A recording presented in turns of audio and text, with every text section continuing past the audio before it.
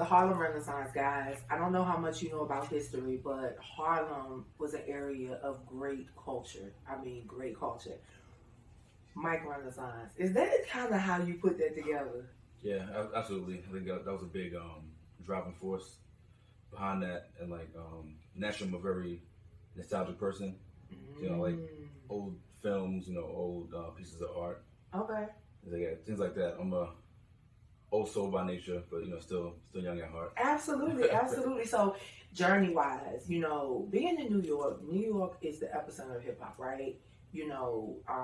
We definitely know what's going on in Atlanta right now, but when you really think about music, it started up there. It started up there.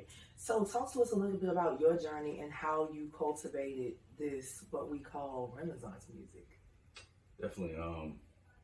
I think we're just like being introduced to like that style of hip hop early on. Mm-hmm. So when I was like 9, 10 years old, I was given music from my uncle, like giving me Big Daddy Kane and Hey, okay. That early foundation, and then as I started developing my taste for music, I was getting into like Nas and Big L and Biggie. Okay. And just like kind of like imitating them and crafting like my own they were lyricists. Version of that, yeah.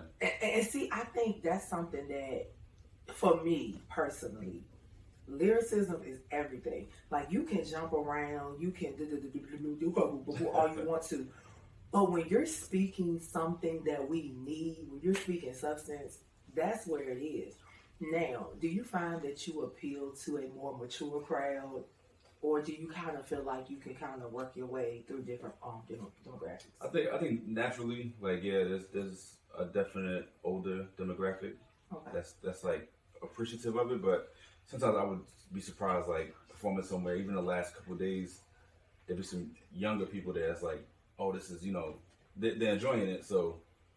Absolutely. Basically what they say, if you give it to them, they will come. All right, so what advice would you give to someone who wants to toy around with really being a lyricist and not falling into other lanes? What would you say to them?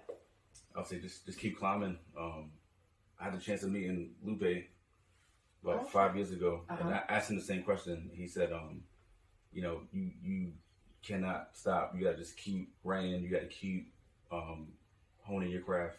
Absolutely. Because this style is not the glitz and glamour. You know what I'm saying? Like, it's really like, it's real. Yeah, you got to just keep going and never mind what somebody else is achieving and what they got going on. Absolutely. So. Be transparent. Be unapologetically you. This is Mike Renaissance. Mike, let me know where they can find you on social media. Okay, so you can find me out on Instagram at Mike Renaissance, MICREN. The rest will spell itself, and then I'll be the first one that pops up on there. So, yeah, absolutely. So, Mike, I appreciate you. Thank you for what you're giving back to the culture. Because I'm trying to tell you, when you stepped up, I'm like, okay, give me some Bone Thugs. Give me a little bit of, because that's what I love. I appreciate that. I mean, I'm going to take you all the way back to Dawes Effects. Okay, like, that's how real it I'm a is. historian. The green and black VHS tape. So, but it's your girl, Lily Ray. Mike Renaissance, ladies and gentlemen. Have a great day.